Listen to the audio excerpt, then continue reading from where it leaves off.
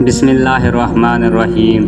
نبی آخر زمان حضرت محمد مصطفیٰ صلی اللہ علیہ وآلہ وسلم کا فرمان عالی شان ہے۔ بلا شبہ میں ایک ایسی آیت جانتا ہوں کہ اگر لوگ محض اسی ایک آیت پر عمل کریں تو ان کے حق میں وہی ایک آیت کافی ہو جائے اور ان کو دیگر وظائف کی ضرورت نہ رہے۔ قرآن پاک کی وہ آیت یہ ہے۔ ناظرین محترم، ایک مرتبہ کا واقعہ ہے کہ نبی اکرم صلی اللہ علیہ وآلہ وسلم طواف فرما رہے تھے۔ ایک عربی کو اپنے آگے طواف کرتے ہوئے پایا جس کی زبان پر یا کریم کی صدا تھی۔ حضور اکرم نے بھی پیچھے سے یا کریم پڑھنا شروع کر دیا۔ وہ عربی رکن یمانی کی طرف جاتا تو پڑھتا یا کریم۔ پیارے نبی صلی اللہ علیہ وآلہ وسلم بھی پیچھے سے پڑھتے یا کریم۔ وہ عربی جس سمت بھی رخ کرتا اور پڑھتا یا کریم تو آپ صلی اللہ علیہ وآلہ وسلم بھی اس کی آواز سے آواز ملاتے ہوئے یا کریم پڑھتے۔ عربی نے تاجدار کائنات صلی اللہ علیہ وآلہ وسلم کی طرف دیکھا اور کہا کہ اے روشن چہرے والے، اے حسین قد والے، اللہ کی قسم اگر آپ کا چہرہ اتنا روشن اور عمدہ قد نہ ہوتا تو آپ کی شکایت اپنے محبوب نبی کریم صلی اللہ علیہ وآلہ وسلم کی بارگاہ میں ضرور کرتا کہ آپ میرا مذاق اڑاتے ہیں۔ سید دو عالم صلی اللہ علیہ وآلہ وسلم مسکرائے اور فرمایا کہ کیا تو اپنے نبی کو پہچانتا ہے؟ عرض کیا نہیں۔ آپ صلی اللہ علیہ وآلہ وسلم نے فرمایا کہ پھر تم ایمان کیسے لائے؟ عرض کیا بین دیکھے ان کی نبوت و رسالت کو تسلیم کیا، مانا اور بغیر ملاقات کے میں نے ان کی رسالت کی تصدیق کی۔ آپ نے فرمایا مبارک ہو، میں دنیا میں تیرا نبی ہوں اور آخرت میں تیری شفاعت کروں گا۔ وہ حضور صلی اللہ علیہ وآلہ وسلم کے قدموں میں گرا اور آپ کے قدموں کو بوسے دینے لگا۔ آپ نے فرمایا میرے ساتھ وہ معاملہ نہ کر جو اجمی لوگ اپنے بادشاہوں کے ساتھ کرتے ہیں۔ اللہ نے مجھے متکبر و جابر بنا کر نہیں بھیجا بلکہ اللہ نے مجھے بشیر و نذیر بنا کر بھیجا ہے۔ راوی کہتے ہیں کہ اتنے میں جبرائیل علیہ السلام آئے اور عرض کیا کہ اللہ جل جلال نے آپ کو سلام فرمایا ہے اور فرماتا ہے کہ اس عربی کو بتا دیں کہ ہم اس کا حساب لیں گے۔ عربی نے کہا یا رسول اللہ صلی اللہ علیہ وآلہ وسلم کیا اللہ میرا حساب لے گا؟ فرمایا ہاں، اگر وہ چاہے تو حساب لے گا۔ عرض کیا کہ اگر وہ میرا حساب لے گا تو میں اس کا حساب لوں گا۔ آپ نے فرمایا کہ تو کس بات پر اللہ سے حساب لے گا؟ اس نے کہا کہ اگر وہ میرے گناہوں کا حساب لے گا تو میں اس کی بخشش کا حساب لوں گا۔ میرے گناہ زیادہ ہیں کہ اس کی بخشش۔ اگر اس نے میری نافرمانیوں کا حساب لیا تو میں اس کی معافی کا حساب لوں گا۔ اگر اس نے میرے بخل کا امتحان لیا تو میں اس کے فضل و کرم کا حساب لوں گا۔ حضور اکرم صلی اللہ علیہ وآلہ وسلم یہ سب سماعت کرنے کے بعد اتنا روئے کہ ریش مبارک آنسوں سے تر ہو گئی۔ پھر جبرائیل علیہ السلام آئے، عرض کیا اے اللہ کے رسول، اللہ سلام کہتا ہے اور فرماتا ہے کہ رونا کم کریں۔ آپ کے رونے نے فرشتوں کو تسبیح و تحلیل بلا دی ہے۔ اپنے امتی کو کہیں نہ وہ ہمارا حساب لے نہ ہم اس کا حساب لیں گے، اور اس کو خوشخبری سنا دیں یہ جنت میں آپ کا ساتھی ہوگا۔ سبحان اللہ بکرتن وسیلہ۔ حضرت علی المرتضیٰ رضی اللہ تعالی عنہ کو آقائے دو جہان صلی اللہ علیہ وآلہ وسلم نے یمن کا گورنر تعینات کیا تو انہوں نے عرض کیا کہ مقدمات کے فیصلے میں میری ناتجربہ کاری آڑے آئے گی۔ آقا علیہ الصلوۃ والسلام نے اپنا دست مبارک ان کے سینے پر پھیرا جس کی برکت سے انہیں کبھی کوئی فیصلہ کرنے میں دشواری نہ ہوئی۔ حضور صلی اللہ علیہ وآلہ وسلم کے دست اقدس کی فیض رسانی کا حال آپ رضی اللہ تعالیٰ عنہ یوں بیان کرتے ہیں، حضور صلی اللہ علیہ وآلہ وسلم نے اپنا دست کرم میرے سینے پر مارا اور دعا کی اے اللہ اس کے دل کو ہدایت پر قائم رکھ اور اس کی زبان کو حق پر ثابت رکھ۔ حضرت علی فرماتے ہیں خدا کی قسم اس کے بعد کبھی بھی دو آدمیوں کے درمیان فیصلے کرنے میں ذرا بھر غلطی کا شبہ بھی مجھے نہیں ہوا۔ ایک دن جبرائیل علیہ السلام نبی کریم صلی اللہ علیہ وآلہ وسلم کی خدمت میں حاضر ہوئے اور کہنے لگے یا رسول اللہ صلی اللہ علیہ وآلہ وسلم میں نے آج ایک عجیب و غریب واقعہ دیکھا ہے۔ آپ نے دریافت فرمایا کہ وہ کیا واقعہ ہے؟ تو جبرائیل علیہ السلام نے جواب دیا کہ یا رسول اللہ صلی اللہ علیہ وآلہ وسلم مجھے کوہ کاف جانے کا اتفاق ہوا۔ مجھے وہاں آہو فغاں اور رونے جلانے کی آوازیں سنائی دیں۔ میں اس آواز کی طرف ہو لیا تو مجھے وہاں ایک فرشتہ دکھائی دیا کہ اس سے پہلے آسمان پر میں نے اسے نہایت اعزاز و کرام سے دیکھا تھا۔ وہ ایک نورانی تخت پر بیٹھا ہوا تھا۔ 70,000 فرشتے اس کے ارد گرد رہتے اور اس کی خدمت میں دست بستہ ہوتے۔ اس فرشتے سے جب سانس نکلتا تو اللہ تبارک و تعالیٰ اس سانس کے بدلے ایک فرشتہ تخلیق فرماتا۔ آج جب کوہ کاف میں نے اسے شکستہ و خستہ حال روتے ہوئے دیکھا تو اس کا حال پوچھا، کہنے لگا کہ شب معراج میں اپنے تخت پر بیٹھا تھا کہ حضور نبی کریم صلی اللہ علیہ وآلہ وسلم کا میرے پاس سے گزر ہوا اور میں نے آپ کی تعظیم و تکریم کی پرواہ نہ کی۔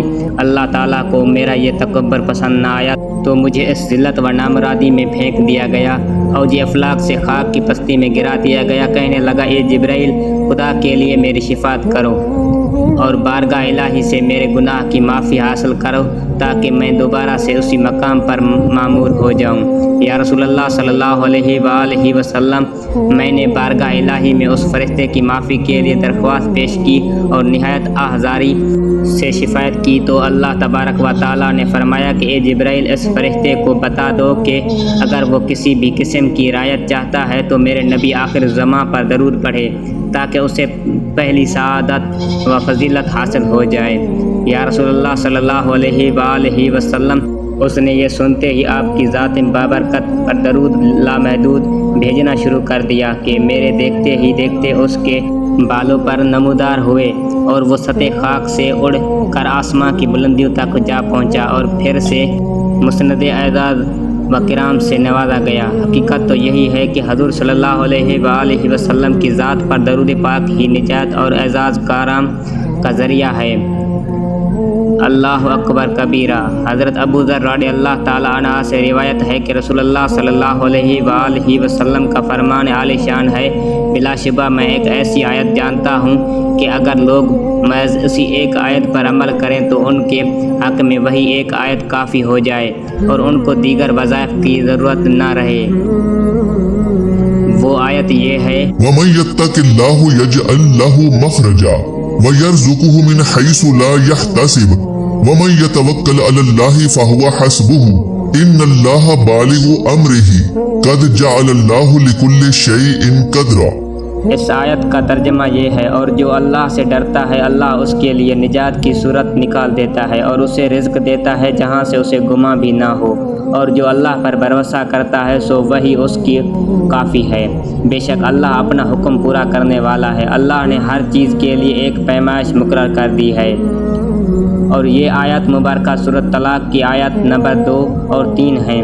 ان دو قرآنی آیات کی برکات کا ایک قصہ علامہ اجوری نے اپنی کتاب فضائل رمضان میں تجریہ فرمایا ہے کہ کچھ لوگ سمندر میں کشتی پر سوار ہو کر سفر کر رہے تھے تو سمندر میں ایسے ایک آواز دینے والے کی آواز آئی مگر اس کی صورت نہیں دکھائی دی۔ اس نے کہا کہ جب بھی کوئی مصیبت پڑے تو اس آیت مبارک کو پڑھ لیا کرو، اس میں کوئی شبہ نہیں ہے کہ قرآن شریف کی یہ دو آیات ضرور نفع بخش ہوں گی۔ چنانچہ ایک شخص نے ان آیات کو پڑھ لیا اور اس کے بعد چند دن کشتی چلتی رہی، پھر اچانک طوفان کی موجوں سے کشتی تباہ ہو کر بکھر گئی اور سوائے اس آدمی کے کشتی کا کوئی آدمی بھی زندہ نہیں بچا۔ یہ کشتی کے ایک تختے پر سمندر میں بہتا چلا جا رہا تھا، یہاں تک کہ ایک جزیرہ میں ایک شاندار محل میں جا پہنچا جس میں ہر قسم کی موتی اور جواہرات پڑے ہوئے تھے، اور اس محل میں ایک بہت ہی خوبصورت حسین عورت اکیلی بیٹھی ہوئی ہے اور ہر قسم کے میوے اور کھانے کے سامان وہاں رکھے ہوئے ہیں۔ اس نے عورت سے پوچھا کہ تم کون ہو اور وہ یہاں کیا کر رہی ہو؟ اس عورت نے اپنا قصہ سنایا کہ میں بصرہ کی ایک تاجر کی بیٹی ہوں، میں اپنے باپ کے ساتھ سمندری سفر میں جا رہی تھی کہ ہماری کشتی ٹوٹ گئی اور مجھے اچانک کشتی میں سے اچک کر ایک جن اس محل میں لے آیا۔ وہ ہر 7ویں دن یہاں آتا ہے اور آج اس کے یہاں آنے کا دن ہے۔ ابھی تو اس عورت کی گفتگو ختم بھی نہیں ہوئی تھی کہ اچانک ایک دم اندھیرا چھا گیا۔ عورت نے کہا کہ جلدی بھاگ جاؤ، وہ آ رہا ہے ورنہ وہ تم کو ضرور ہلاک کر دے گا۔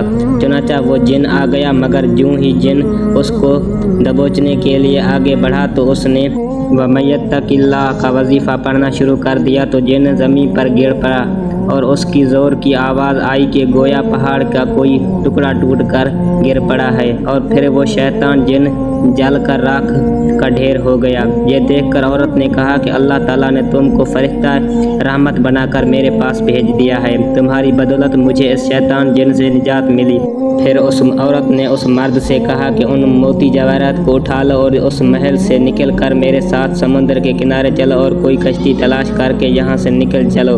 چنانچہ بہت سے موتی جواہرات اور پھل وغیرہ کھانے کا سامان لے کر دونوں محل سے نکلے اور سمندر کے کنارے پہنچے تو ایک کشتی بصرہ جا رہی تھی۔ دونوں اس پر سوار ہو کر بصرہ پہنچے۔ لڑکی کے والدین اپنی گمشدہ لڑکی کو پا کر بے حد خوش ہوئے اور اس شخص کی ممنوع ہو کر دونوں کا نکاح کر دیا۔ تمام موتی و جواہرات جو دونوں جزیرہ سے لائے تھے وہ دونوں کی مشترکہ دولت بن گئی، اور جو اللہ سے ڈرتا ہے اللہ اس کے لیے نجات کی صورت نکال دیتا ہے اور اسے رزق دیتا ہے جہاں سے اسے گماں بھی نہ ہو، اور جو اللہ پر بھروسہ کرتا ہے سو وہی اس کو کافی ہے۔ بے شک اللہ اپنا حکم پورا کرنے والا ہے۔ اللہ نے ہر چیز کے لیے ایک پیمائش مقرر کر دی ہے۔ اللہ تبارک و تعالیٰ سے دعا ہے کہ نیکی کی بات کو سننے سمجھنے اور اس پر عمل کرنے کی طاقت و توفیق مرحمت فرمائے۔ میرا سنانا اور آپ کا سننا قبول و منظور فرمائے، آمین یا رب العالمین۔ محترم ناظرین، آخر میں درخواست ہے کہ میری آج کی اس معلوماتی ویڈیو کو لائک اور شیئر کر دیجیے۔